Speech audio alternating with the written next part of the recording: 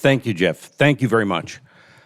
I am always in this unenviable position when I interview writers. And I've decided I did not write an introduction because it's hard to interview a writer, and I've had to interview many fine writers, including, and chief among them, Dara, and I don't feel like I have the literary power to do it. But what I can do is I can talk, because when people say, what kind of writing is it? I say, well, I'm the short order cook of writing. When you write for the radio, you're basically making a grilled cheese sandwich here, you're scrambling some eggs here, maybe a burger here, and they're all good and people need them. But we do it sort of 30 seconds at a time. But it's a pleasure to be talking about writing and talking to a great writer in our midst tonight, Dara Moskowitz Grumdahl, and her book, which is called The Essential Dear Dara, Writings on Local Characters and Memorable Places. And one of the first times we talked on the radio, it was about wine. Your book, Drink This. Was it really? It was, I think, because I was filling in at 9 a.m. Huh. It was many years ago. I went back and I looked, and I think it was 2010. So that's 13 and a half years ago. But we may have talked before that, but we did talk about wine. And I remember asking you, why is wine such an important beverage? And the answer you gave just off the top of your head astounded me, but it included the phrase cumulative cultural wisdom. And I said, wow, this is a guest I want on the radio a lot more. So in the book, you say, you make them laugh, you make them cry, you make them think. Sometimes I would say some of these profiles, articles, have maybe done all three, and maybe do all three. That's what I'm trying to do. That's what we're going to talk about here. And I want to go back first to the process of, we talked months ago, maybe it was 6 months or so ago, and you mentioned this project, and you said you had to go through 25 years worth of writing and articles, and some of them, you said you still had the original print, from the paper, right, or from the magazine, torn out. Tell us about that process, because if someone said to me, you have to go through all the interviews you've done over 18 years on All Things Considered, I'd find that penitential. So how'd you do it, and how'd you pick what you're going to put in the book? Well, I am the anti-Marie Kondo. I do not believe in decluttering ever. And I just happen to have these wicker baskets full of, every week I would just take what I'd written and put it in the basket and that, get on with my life. And then 25 years later, I had many wicker baskets, and I just sat there going through and going, oh my God, I wasted my life. Oh, this is the most interesting thing. Every third thing was kind of interesting. And then I put together a master list. And a lot of the stuff is completely gone. I mean, so many of publications that I worked for vanished. Don't exist. Something called Microsoft Sidewalk, vanished. Something called City Pages, gone. Even weirder and more shocking, Gourmet, vanished. Literally, I think it was the month after I published a story in it. They just ended it. I was just like, how did this?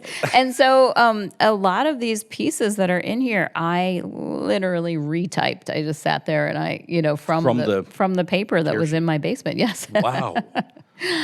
Because this is like our collective experience. I feel like what I realized about my career when I started going back was like, I am everybody in the Twin Cities has their family, and then they have their friends, and then like I'm on the next one, like I'm Pluto, like I'm orbiting your world, but I'm always out there, and you kind of get used to me, and I'm just here with you, taking notes and writing down things. And I was like, I think like I'm strangely, for a lot of Minnesotans, like I'm their, fourth friend removed who's been taking notes the whole time. And so, then you gotta put this on your shelf so that you remember remember just when things were a long time ago. I talked to, in this book, I found this thing that I completely forgotten about, which was an aquatennial queen. So this woman who was, we know what an aquatennial queen is. Right. She was an aquatennial queen during World War II. She was still giving interviews in the 1990s. I talked to her for hours. She was like, nah, it wasn't that big a deal. All the hot guys were at war. I was like,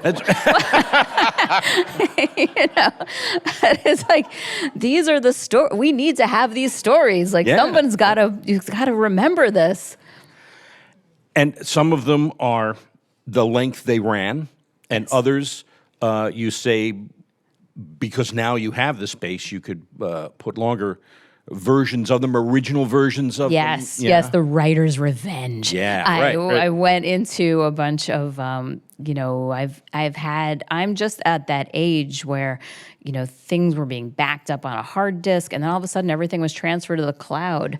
And so it's just been refreshing itself for many years. And I was able to just go into my personal archives and type in various phrases, and up comes the first draft from 1999 or 2004. And so then I was just all in. It was like, oh, I'm going to put in all the stuff that nobody had room for, because that was the juicy stuff. And so there's longer versions, a little more complicated, a little more sometimes more difficult versions of things are in here, because in fact, difficult things also happen in Minnesota. That's right. And the difficult contexts for things, when you were talking about Sean Sherman, the sous chef. But I want to get to the background and the research, because some of these, I'm going to use a phrase, some of these articles are deceptively in-depth, deceptively detailed, in that you get us in, but then you start telling us about the history of the rocks on Lake Superior, or the whatever it is. You really have, I think, a gift for that, and also for not starting with that, but starting in a way we're engaged. And now all of a sudden, I'm learning the history of crops or whatever. How much research goes into some of these 2,000, 3,000 word pieces? Oh, a lot. I'll easily spend a month on some of these or longer. And I'll call people and be like, well, if was it an otter, or was it was it a muskrat? Was it a beaver? And then we just have these very interesting conversations. And then sometimes the entire conversation will end up on the cutting room floor, as it were, but the knowledge that you gained will end up in the piece. So yeah, I mean, that's what I love about reading and writing, is that you just get the dense information. You get an experience, you get an emotional experience, an intellectual experience, and it's all there together. There's one thing you say, and here's the way you put it, about the craft of writing. You say you absolutely love doing it, even though it is solitary and hard work. And you say it's a form of telepathy. I do think that, yes. Yeah, tell us more about that. How is it telepathy? I don't know why more people don't think this. It's like, you pick up Jane Eyre, you start, picking your way along word by word. All of a sudden, she's outside. It's the English countryside. It's 1840, whatever. She's looking at the Milky Way. You're right there with her. Like, it's all appeared in your mind. Like, her strivings and what she sees out the window, like all of it is just right there. And that to me is a miracle, and it is telepathy. And I love being the, conjurer behind the curtain, just being like, well, let me tell you about yellow sunflowers on a gleaming hill. And like, there you are, you're there with it. I love it. I love it. I think it's magical. I don't know why everyone in the world is just not astonished all the time. Like, writing, oh my God. You take those images and you plant them in our head, whether we want them or not. And that's the power, right? The telepathic, I guess, power of it. Yeah. And then there's the word you say you sort of dread, but you need to have. And it's a journalistic thing we talk about too. Is it a topic or a story? Oh yeah. Let's write something on breakfast. Well, that's a topic and it's huge. And let's talk. Oh, there's somebody who has a restaurant against all odds, and all they do is eggs. Okay, there's a story, right? And you said you're always searching for the story. So tell us, what are you looking for, and how do you know when you found it? Well, yeah. So that is just, you'll just bash your head against something forever and just be like, well, the North Shore is a topic, but Right. what is the story? A story is a thing that has a beginning and a middle and an end, and it brings you surprise, and hopefully it brings you something else. It brings you joy. It brings you alarm. It is something. It goes into your emotions, and it makes you feel electric in some way. And so it's the funniest thing because I have devoted my life to stories, of finding stories, to telling stories. And in one, in some ways, like literally, I've built my life around this is what I've been doing the whole time. And on the other hand, the word story is so ephemeral and we use it for everything. It's like, oh, what's the story here? Well, you buy 2 cookies, you get 1 free. Like, it's not Or the always a one that profound thing. The thing that annoys me is everything's got a backstory. And sometimes I think, no, it's just the story. Yeah. It's just their story. I understand backstory has a specific narrative device, but it's a story.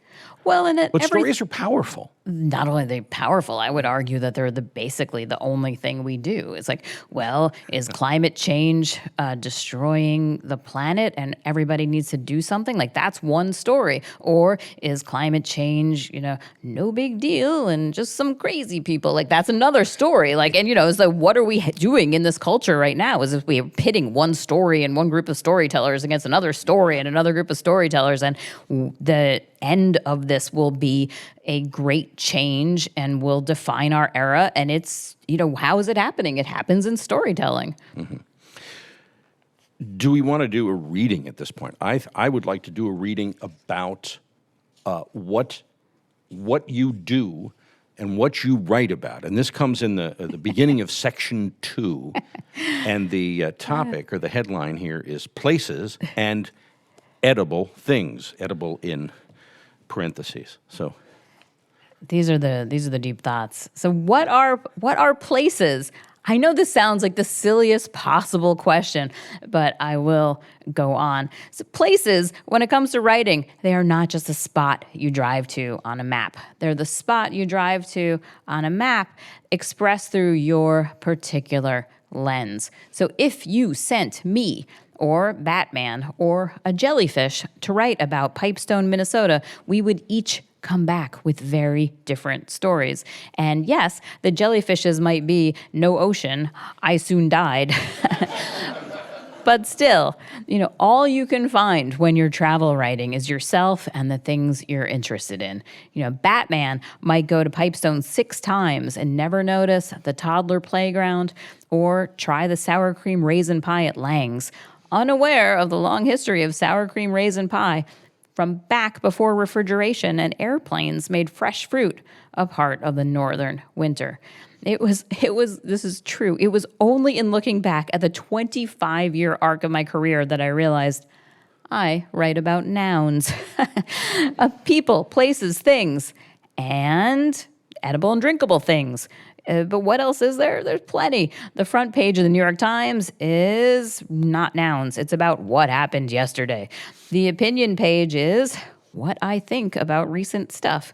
Nouns, on the other hand, are a lot less changeable. Therefore, they go after the front page, and people like me can devote some more time thinking about them, and editors can have more time tinkering and thinking too. Temperamentally, I need that additional time. Temperamentally, that which makes the front page is not well suited for my talents. I was in the WCCO newsroom once when a long-looked-for child was discovered dead, and merely watching the coverage, I started to weep. And across the newsroom, one of the men who had been on site and interviewed the parents, he was just typing. Then I always knew I was the last person who could do that kind of reporting, and that morning proved it. If I had been on the scene, I would have been a problem, an additional problem, and no kind of help, and not remotely able to write down what was happening. And this is because I feel and think deeply. And sometimes I think of myself as a water glass filled all the way to the absolute top with thoughts and emotion, and any little tremor starts to make the whole thing spill over. And that is a very good way for a noun writer to be, because when I tune in using my particular lens, when I consider a croissant or a glass of wine, I come back with all kinds of big thoughts and feelings, and some of those will be amusing and insightful for my readers. There's this scene I always think about in Catcher in the Rye when Holden Caulfield's awful roommate asks Holden to write a descriptive composition for him to submit in an English class. Holden writes about his brother's baseball glove, his brother who died of leukemia, his brother's baseball glove covered in poems in green ink. His roommate hates it because it's too emotional. But that's me, but everyone likes my compositions because they're too emotional. I also select nouns about which I feel emotional. If I taste 30 wines at an event and 29 are meh or fine or technically appropriate, but one reminds me of thunder and makes me feel like a twang has been plucked in my soul like a loose bass guitar string, guess which one gets written about? Some of the most difficult writing I do is disambiguating similar nouns. 11 Chardonnays, 9 burgers, 3 river towns, 4 Metro DJs. To manage that, I do what I always do. I pop into the mind of an imaginary reader and try to make them laugh, make them cry, make them think, and never be boring. But at the end of the day, what a Chardonnay, a burger, a river town, or a DJ have in common is only 2 things. 1, they're nouns. 2, they're being described by me in the current moment using my words and my lens. Sometimes people on social media will write posts to the effect that as soon as they read the first line of a story, they knew it was me. Yep, wherever I go, there I am. Me and some nouns.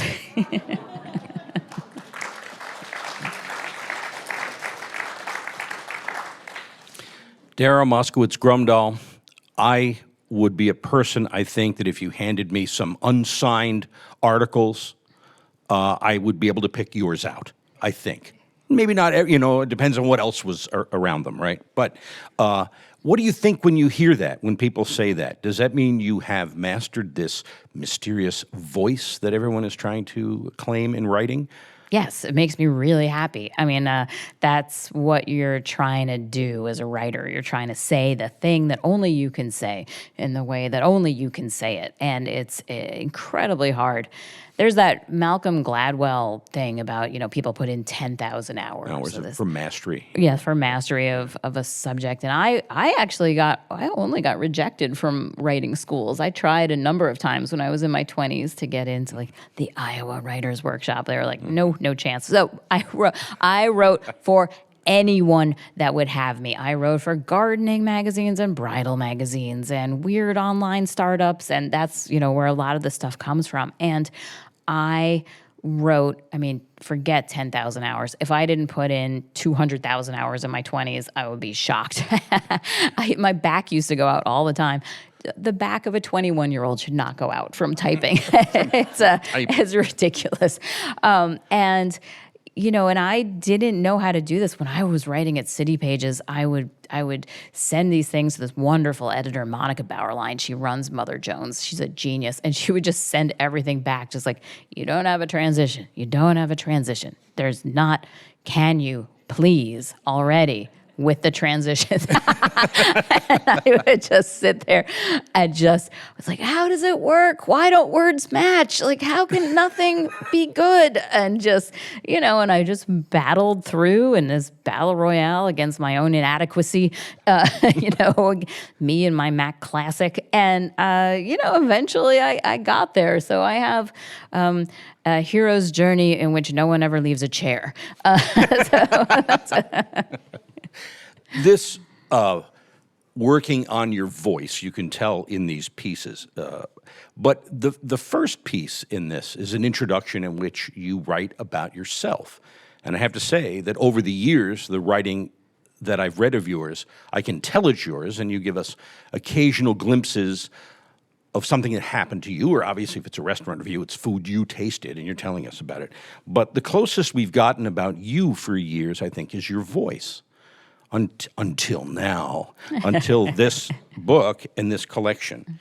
And I want to have another reading here, page 7, what we talked about. All right. And that's what happens when those of us who aren't from here get asked, what brought you to Minnesota?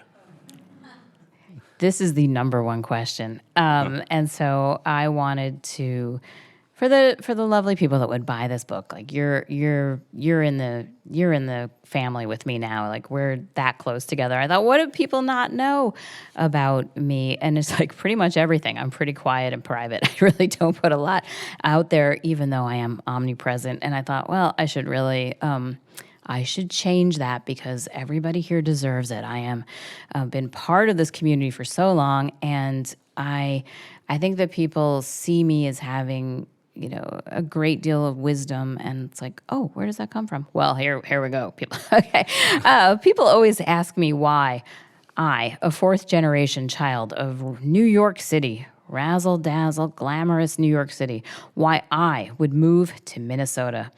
I never give the real answer for a lot of reasons. And mainly, I never gave the real answer because I thought no one would believe me. And I spent a good chunk of my early childhood telling people things and being told that that is not true and that we don't believe you. And I also kind of took the easy way out. I figured my role in this community was Champagne Barbie, bringing the fun and the wit and creating the illusion of a perfect life in my wine and cheese Barbie dream house, you know, as a living mascot for the good life. And people need dreams, I told myself. But the real story, you know, it actually took me decades to understand that I hid my real self and my real story for the most tawdry and the most obvious reasons, because I was just ashamed of everything behind the pivot of the day that I got a dishwashing job at 13. And you can't talk about that which you hide from yourself.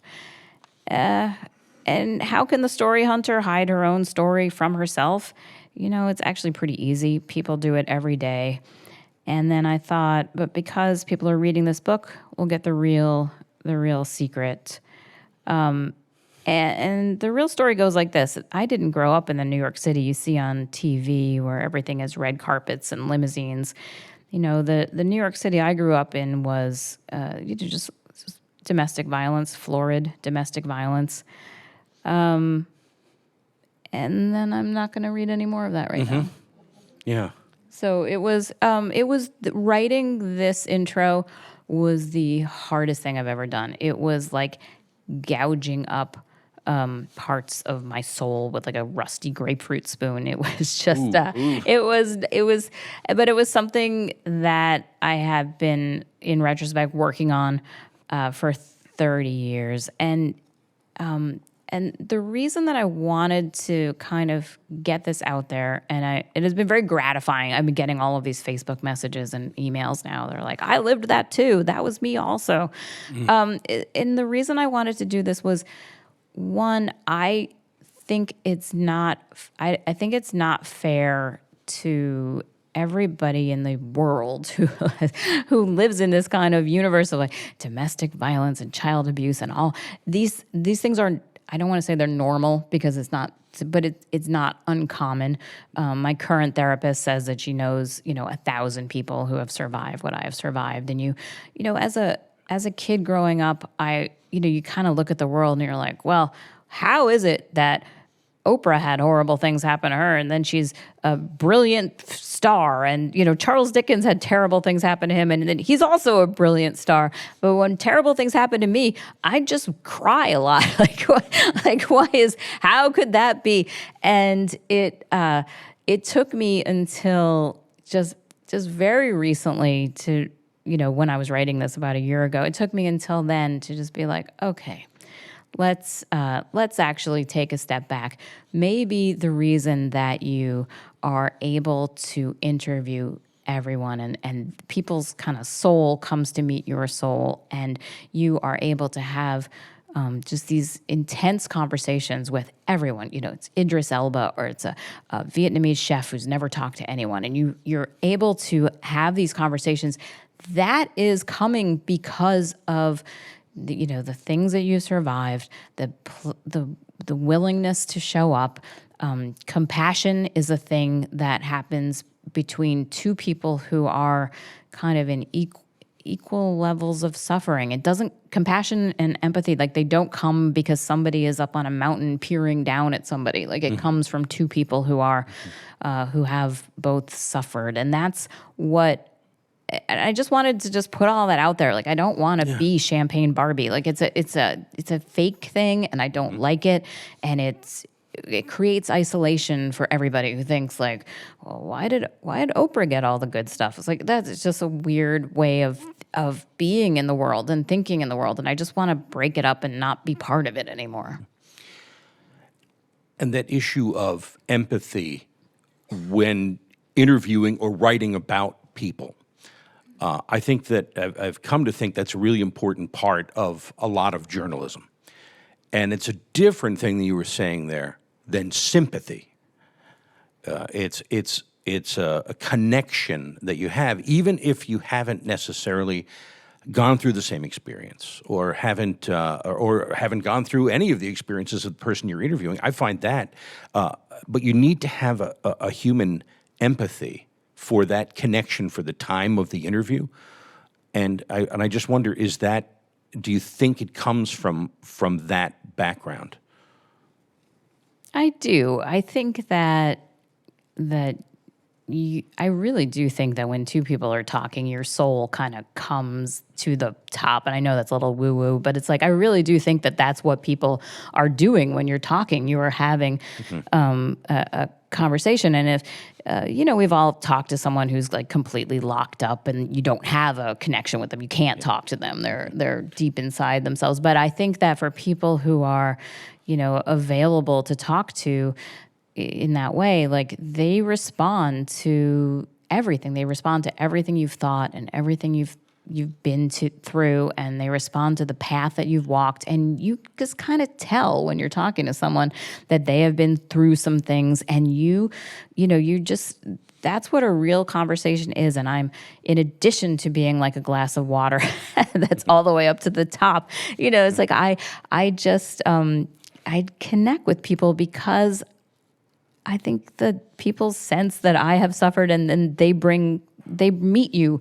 That's, I guess, what I want to say is like people meet you with everything that you bring. And I think that this is a little bit like two bus drivers talking about the best way to drive buses, because this is what you do as well. But it doesn't always happen. I'm here to tell you that there are plenty of people who sit across and you don't really have a connection because their PR person has given them 5 talking points and, it's about the event or the new thing or whatever, and it's really hard. And I use the term, it has to be a sort of instant rapport, and sometimes that doesn't happen.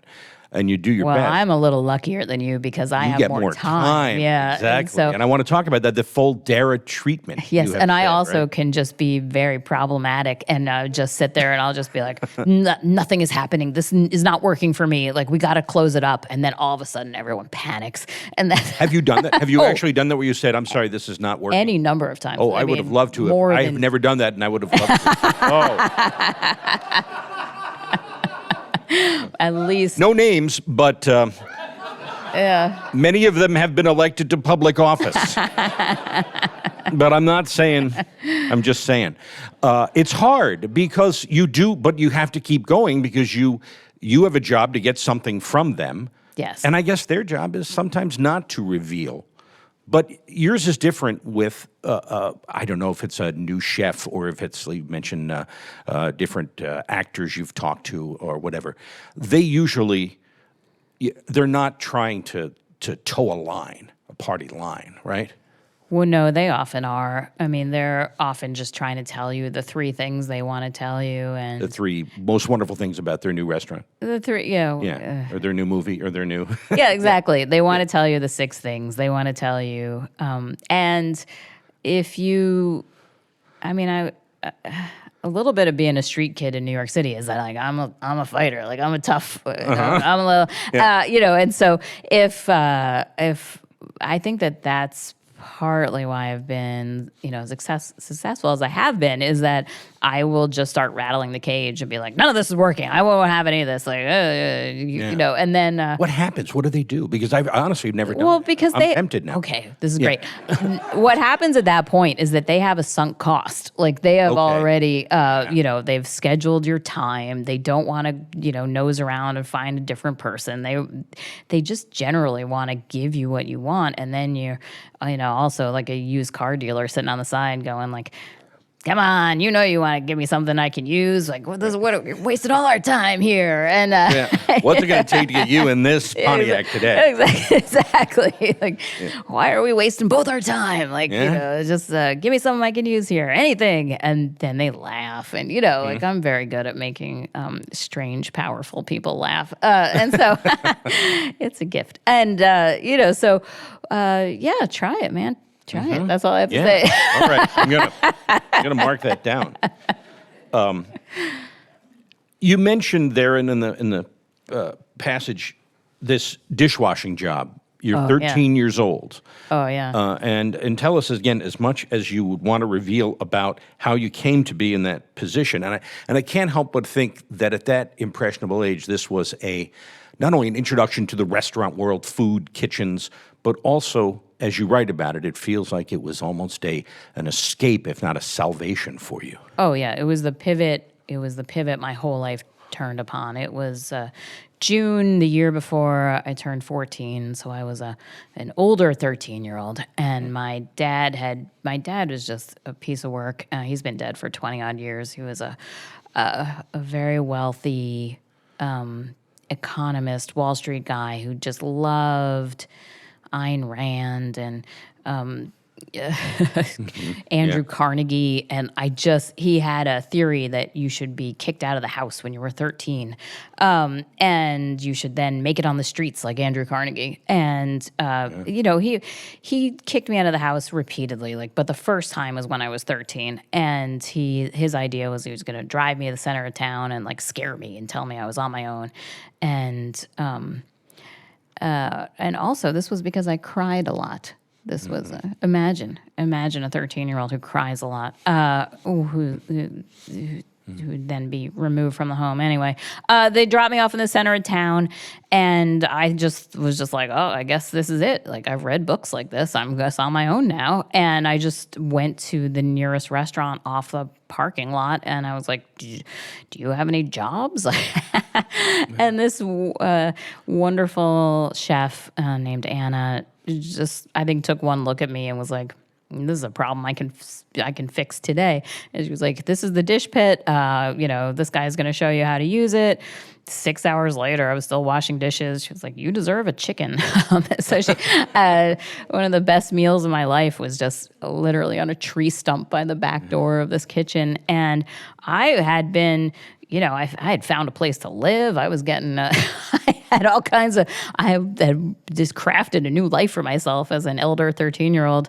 My dad came back at the end of the day and was just like, oh, I, changed my mind. You learned your lesson and now you will, submit. It was just like, this chef was just like, had been a social worker, and she just took him aside and read him the Riot Act. And I looked through the portholes of, the little swinging restaurant doors, and my whole life changed from that moment. And I worked for her for years, and she, she was just like, you're big and fancy. I can call 6 newspapers. What do you, I know what an abused child looks like. Like you're now in jeopardy. Like, welcome to my world. And it was a revelation. It literally changed everything for my entire family. And my dad moved out soon after that. Mm-hmm.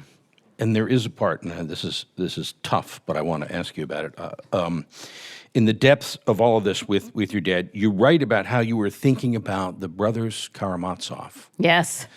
And whether it was ethical to kill your father for the good of the family. Yes, I spent a lot of, I was a dramatic 14-year-old, but yes, I did. Yeah. I actually felt like a failure. I felt like I had failed morally to let this, things were bad.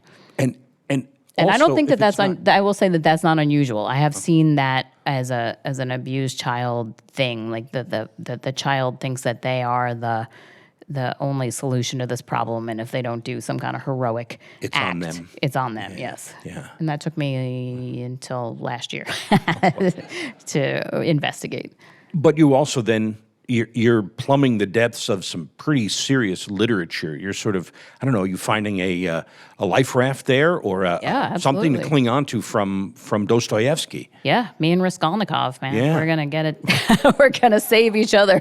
So, I mean, that's yes. I mean, I have always been smart and wordy. There's no question that those two things. But it's that telepathy thing that I was saying before. Where can you find someone who understands you? Where can you find someone who understands your suffering? Well, Fyodor Dostoevsky, he's there. He's there for you. It's a good start. Yeah.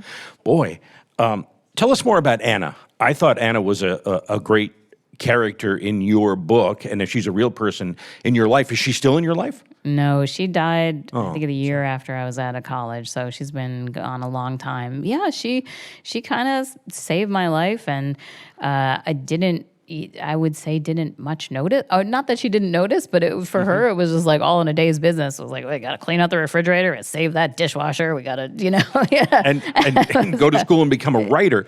Oh, yeah. And she was not. She said she wouldn't. Oh, yeah. So countenance this was if you became a cook. Yeah. So 4 years later, I was still working for her, and I was very much like, should I go to cooking school or should I go to college? And she was just livid. She was like, "You're going to college. Like, there's not what you do. You're only 18 once. You can go to cooking school anytime." And then, and I was just like, "Well, I still don't know. It seems like a lot of money to go to college." And she was like, "Oh yeah, I'm running this show. Like, I'm gonna say I never heard of you. Like, you're not gonna get a recommendation out of me. Come back in 2 years. If you still want what you want." And so that's how I ended up in Minnesota, largely because Anna was like, "Nope, cooking school is foreclosed for you." Mm-hmm. So I there's a guardian angel. I mean, she changed my life. Yeah. And that's how you came to be in Minnesota. Yes. Yeah. That is an amazing story. And I couldn't be happier.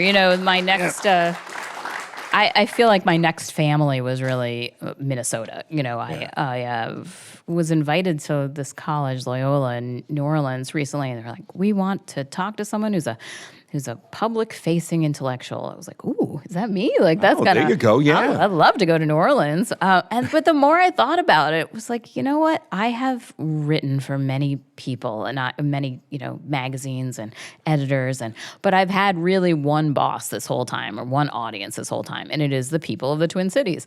Like, the people of the Twin Cities keep a roof over my head. The people of Minnesota have embraced this, yet another eccentric in the long line of eccentrics that we love, right? Yeah, and so I am one of those people. It's like, and so I have been kind of employed by the state in a general, free market kind of sense for a really long time, and that's kind of my new family was Minnesota. And yes, I did come here because of F. Scott Fitzgerald. Yes, right. You say, I think you use the word healing about Minnesota more than once in the book. It's been a healing place for you. And it had this, it loomed in your mind before you moved here, right? F. Scott Fitzgerald. You said it was in your mind, if I'm correct, you said it was a place of decent people. Yes. New Yorkers don't know much, but Minnesota seemed like everything about it just seemed nice. And the evidence of this was really like you had to go into a 17-year-old's head. But I was, it was F. Scott Fitzgerald, who I adored, and Husker Du, and The Replacements, and Babes in Toyland, and then Willa Cather, and don't even ask me because I thought, how I thought that she was connected to Minnesota because it was just a little bit of a, but flat. Her books, exactly. Flat places. Exactly. So I think part of isn't it the Song of the Lark? Part of it is from in Minnesota. I think. Maybe that's what it was, but I wanted to go to a place where the people were nice, and that seems like very naive, but actually completely worked out. So, good job, Minnesota. Minnesota. Your reputation goes around the country, and people are like, yeah, actually, I would like to go somewhere nice because the not nice thing is not working for me. But once you're here, you're dealing with people in New York. You have editors in New York, Gourmet Magazine. I want to get to page 134 because I think this is just a wonderful moment. And as someone, a New Jerseyite, New Jersey kid who's now here for 28 years, you do talk to people out east, and if they haven't been here, they have no conception necessarily of the geography. And you think they should, but they sometimes don't. They never will. Don't even. Yeah. When I was geography all over the country, about the country, and all over the world about in this country, but that's another. But they're not paying attention. So throughout my 20s, I basically had one foot in New York and one foot in Minneapolis, and I was writing for this whole Condé Nast suite of magazines that don't exist anymore, and I was kind of going back and forth, and this was this is from a piece in City Pages, which I believe was the first thing really written about the Juicy Lucy in the modern era. Good old 1998. Wow. And you think that's the first time the Juicy Lucy was written about? Well, in a contemporary way. Okay. I mean, And in a critical. We should talk about that after we. Sure. Yeah. And so it kind of starts off, and I'm having I've gotten. It's just a cold open into a conversation I'm having with an editor. So where exactly in Michigan is Minnesota? Living in Mindianapolis, is it difficult to get tickets to the big car race? Oh, I've been to Minnesota 4 or 5 times. I just love it. All those geysers, they just take your breath away. And I thought I'd heard it all. East Coasters happily clueless about the world on the far side of Philadelphia. I was wrong. Witness today when an editor called me from New York to clarify some questions about where exactly the Twin Cities were. So we were a suburb of Chicago, and our main industry was Hormel. And there were a lot of feedlots, but how did Milwaukee and Fargo fit into it all? And it's like the movie. I stammered something incoherent. Later, lying in the dark, headachy, with a cold compress on my head, I imagined all the witty things I could have said. Yes, of course. Think of the Twin Cities as a cluster of igloos by Wrigley Field. We all look like Lonnie Anderson in a parka, and we spend our time shoveling handfuls of fire-roasted Spam into our chapstick-caked maws. The most important thing to remember is that the buildings you see are mostly underground. You see, the snow piles up so high, hundreds of feet in the winter, that building vertically is just about impossible. Some people do still call us the Twin Cities, but mostly subterranean cities. So come visit Minnesota, the only state that hasn't yet repealed Prohibition. We're lucky the sun doesn't set all summer, since it makes it easier to shoot the roving packs of timber wolves and polar bears that daily raid our trash barrels. Primary industry, cod fishing, lace tatting, ice chipping. Come to the land that time forgot. When I pulled the cold compress off my brow, I realized my headache was still there, and the only possible cure was to take a couple of Juicy Lucy's and sleep it off. So, yeah. We're talking with Dara Moskowitz Grumdahl here on NPR News about her new collection, a reader, I called it. When you told me about it, it's a reader of some of her very best work over the last 25 years, The Essential Dear Dara, in which Minnesota is a proud and loving character, or a loved character. I would say the main character. The main character. But But here's what I've noticed, a thread in the people.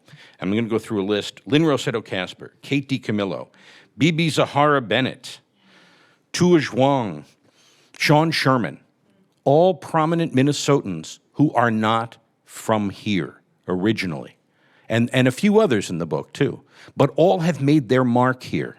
All have become famous through their work here. And I wonder, what can we take from that? Because the same could be said of you. Yes. Well, that's a good question. I don't know. I could probably go through and find some, several generation Minnesotans, but Sure. Minnesotans not that old. I got to tell you, like it was only from it's just a couple of years older than the Civil War, a lot of people left and went to California, and so there's always kind of a churn going on here of people coming and going. One of the things that I love about Minnesota is that people choose to be here. Very few people, make it to 40 and didn't have some kind of a moment where they were like, I think I could leave. I think there's a bus. I think, Judy Garland. Exactly. And everybody that is here after, let's say, 40, we chose this. Like, we like it. We want to wear sensible shoes in the winter. We want to have 2 months for just reading. Like, we picked this on purpose. And one of the things that didn't occur to me until I'd been writing for quite a long time, and it's kind of so obvious, we're so far from everything. Like, we have to deal with each other.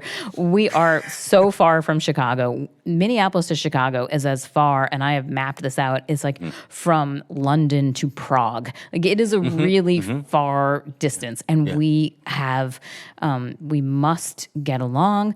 We must choose each other. We must make it work, and we have. And so... And these are people, that list and others in the book, have all done that. Yes. Not only have made it work, but have flourished and are known for what they're known for. And every person in this book has chosen Minnesota, and every person in this room has chosen Minnesota. Like I said, I mean, you make a choice at some point to stay here, or I don't know you. You're weird. If you, it's like there's not a wall at the edge like keeping you in. It's not. It's and that's one of the things I love about here. I mean, we have a shared set of values. People that live here, we care about nature, very much. We care about food. We care about indoor things. Like, we care. We are a value-driven people, and we help each other get out of ditches. We have a number of qualities that are not the Florida man qualities. So, Juicy Lucy's. Oh, Juicy All right. Lucy's. You think your article about them, your deeper dive was the first time, and then you said it's either Matt's bar, right, or the 5-8. Or the 5-8, yeah. The 5-8, and people ask you all the time, which has the better one? And you said that's like telling people Santa Claus doesn't exist, right? What did you just say on this? I would. I think there's clearly one answer, and everybody knows what it is. But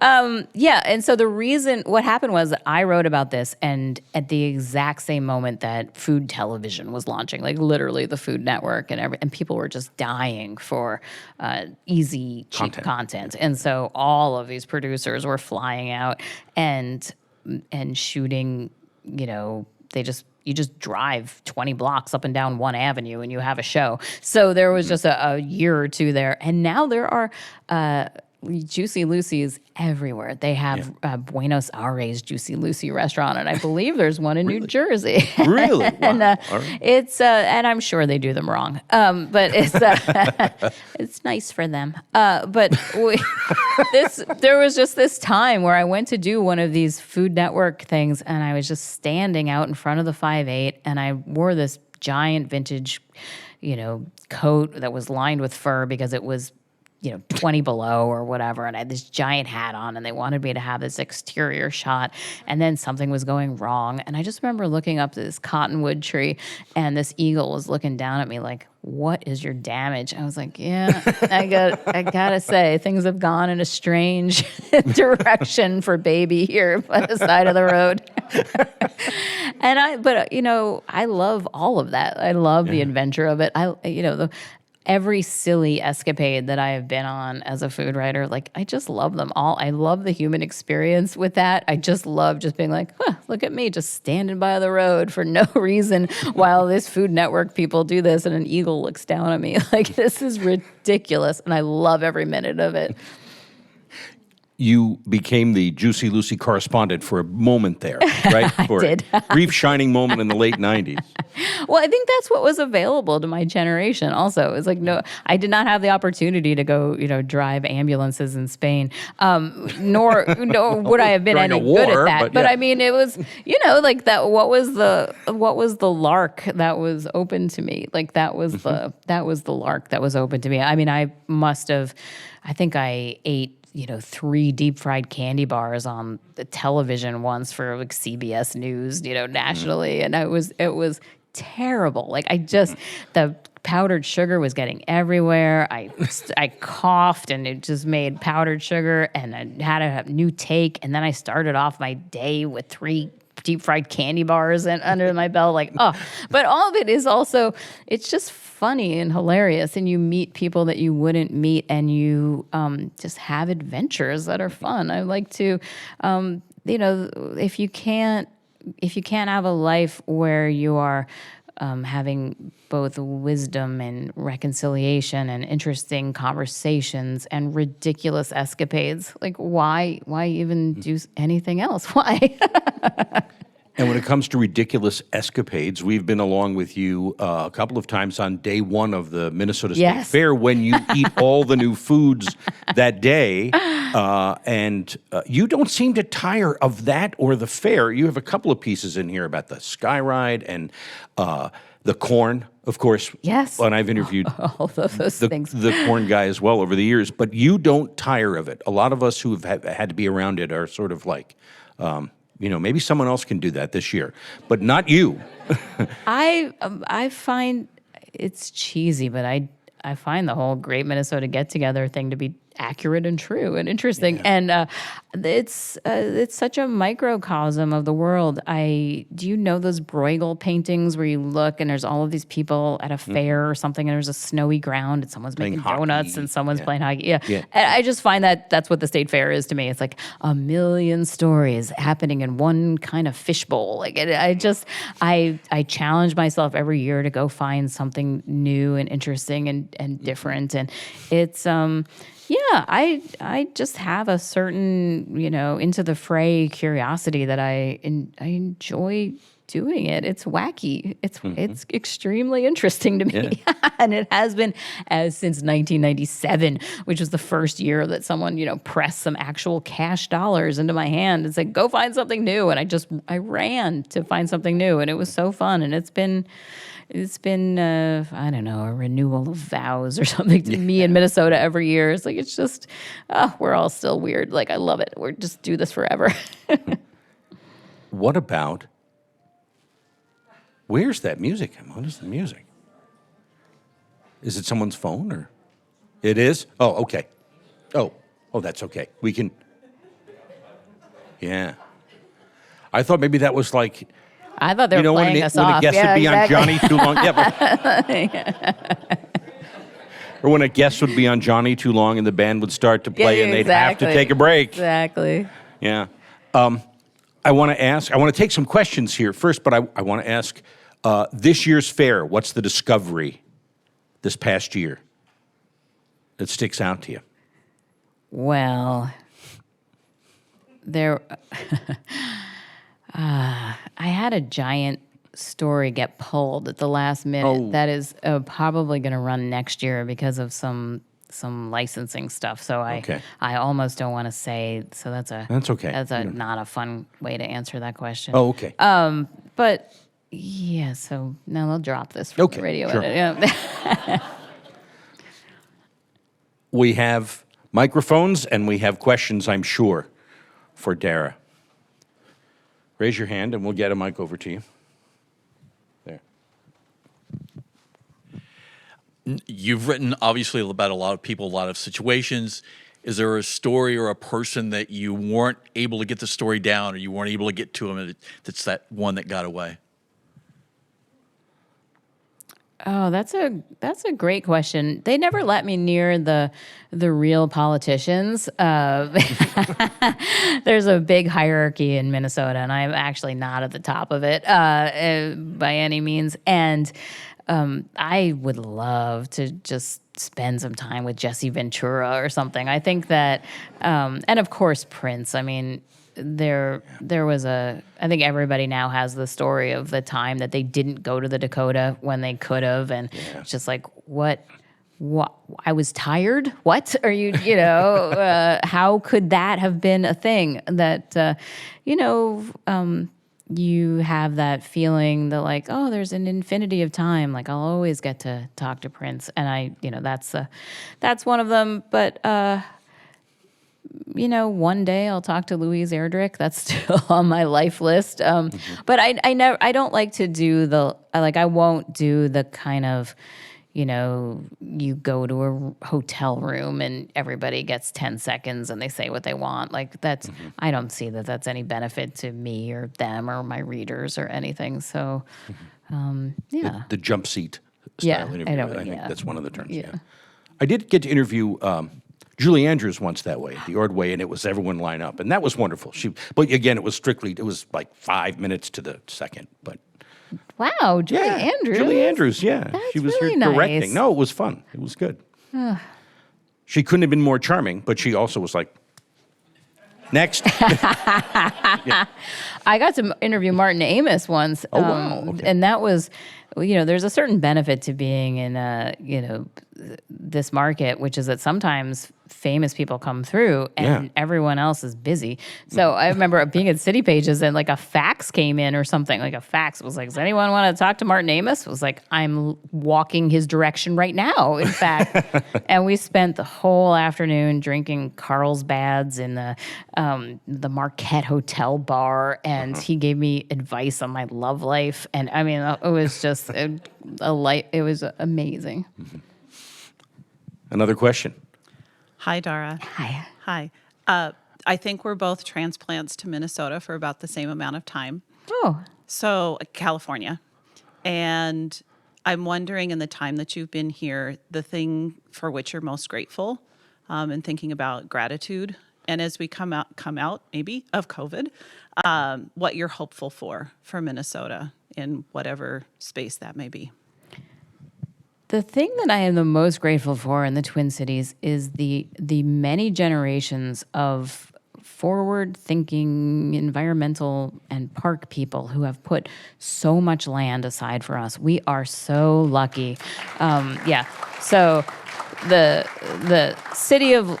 chain of lakes is absolutely incredible. The way that the Mississippi River is preserved for 72 miles or whatever it is exactly is incredible. Like the fact that we have the riverfront that we have and the clean river that we have, I know that it represents thousands of people and their legislative efforts, and it is incredible. And the fact that we have the North Shore is also incredible. Like I feel that there's 1 million other universes where that's just mansions up and down and we don't have access to it. I think that all the little bays, Split Rock Lighthouse, that whole part of the world. It's incredible that we have it, and it's all due to the forward-thinking Minnesotans of yore, and I am so grateful to them. And I think that we have yet to even understand how powerful and important that is. Like I think that's the challenge of our era, is to put more land aside, because that's how you save the world. You put land aside, and that's how you save every bird and mollusk and spider and every little thing. And that our forebears knew to do that is incredible, and I'm so, so profoundly grateful.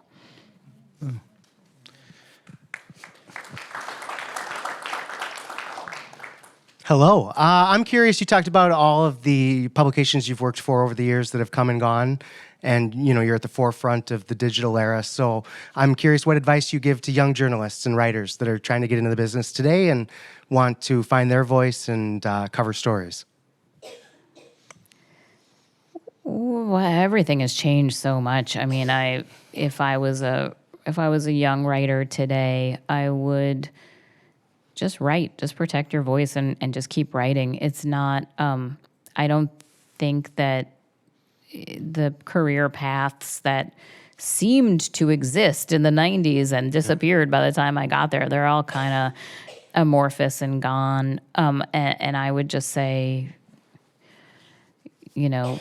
I get a lot of questions from young people who always come to me and they're like, I have a passion for food. I don't want to do what you do. It's like, I feel that I'm a writer.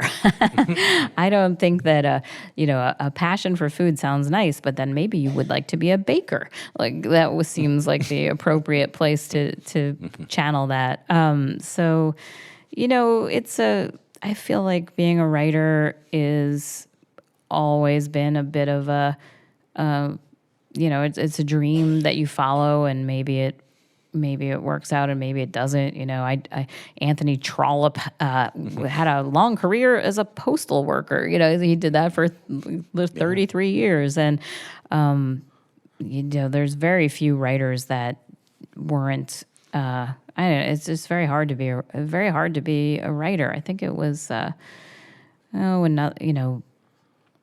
I could just talk about writers and the different ways that they've found of making money. And I don't know that, if you want to do it so badly that no one can stop you, then you'll do it. I had a meeting once with somebody from the Star Tribune when I was still temping and I was 24, and they were like, "Kid, this isn't for you. Like, you got to get out." And I was just like, "No way, old man. Like, I'm getting in." And so, you have to, if you don't have that kind of ridiculous, I'm going to sit here and I'm going to publish 250,000 words. They're going to be in bridal magazines. I am going to write about that cake. Like, I wouldn't really, like, if you were like, "Hey, tell my niece that she should do this," I would be like, "No, I don't know, man." It's a weird thing to do, but it's been, glorious for me. Partly because I'm nuts. No, I've had a great time, but it's I think every writer who, finds himself with an audience just kind of has climbed and clawed and scrambled their way to it. I see another question. This is kind of a follow-up maybe from writing to reading, but I'm curious. You've mentioned City Pages, which I think a lot of us kind of miss. What Minnesota publications do you read and do you value? Well, let me say a few things about Minneapolis St. Paul Magazine, my beloved. I have been there now for 12 years. I love it. The New Yorker hangs over all publications in this country as the dream, the thing you want to do. And I am so proud of the work that we do at Minneapolis St. Paul Magazine. Not that we're the New Yorker, but we have a good, unique, important read pretty much every month. And I love the restaurant reviews that I do for them. They are complicated, and I go, they support me going multiple times, and they support my, bizarre, very wordy word kind of, things that I do. And that's because the readers of the Twin Cities are right there with us. And so I will, periodically someone will be like, "Your magazine has too many ads." It's like, oh, buddy, like, that's how this whole thing works. Like, the day we don't have ads. Why a lot of magazines aren't there anymore. Yeah. Exactly. And, I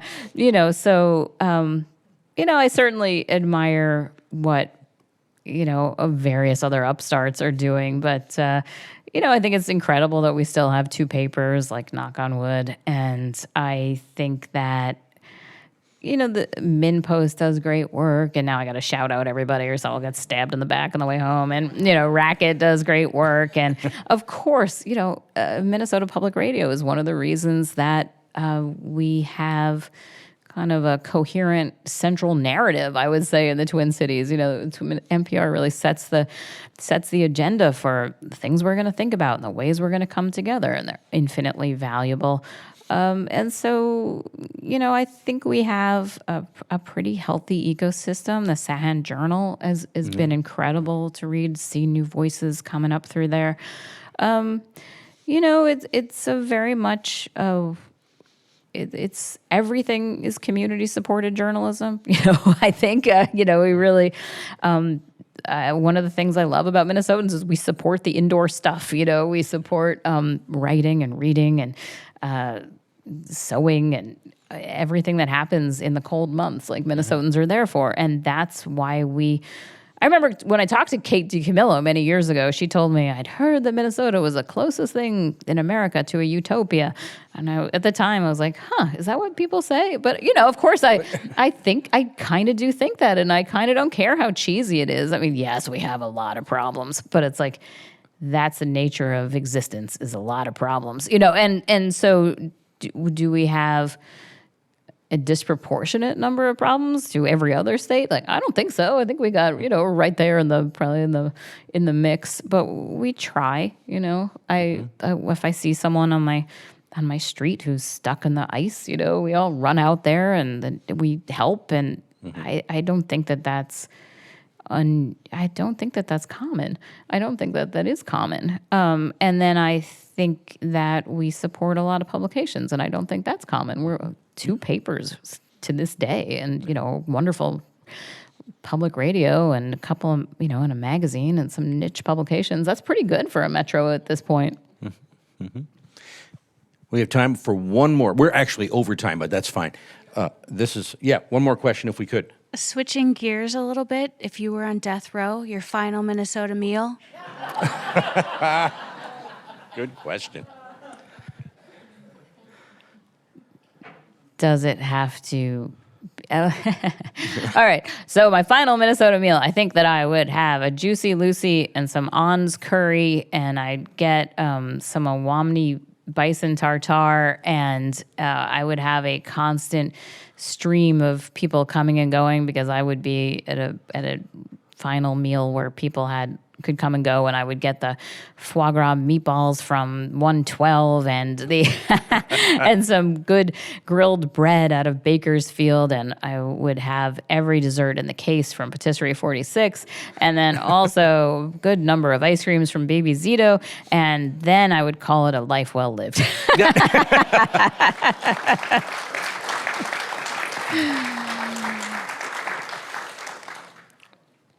I want to end with one. I'm going to ask you, we didn't go over this, but I'm going to hand this to you. This is a paragraph that I highlighted. If you could read that for us, because I think it's a nice, almost a benediction to end here.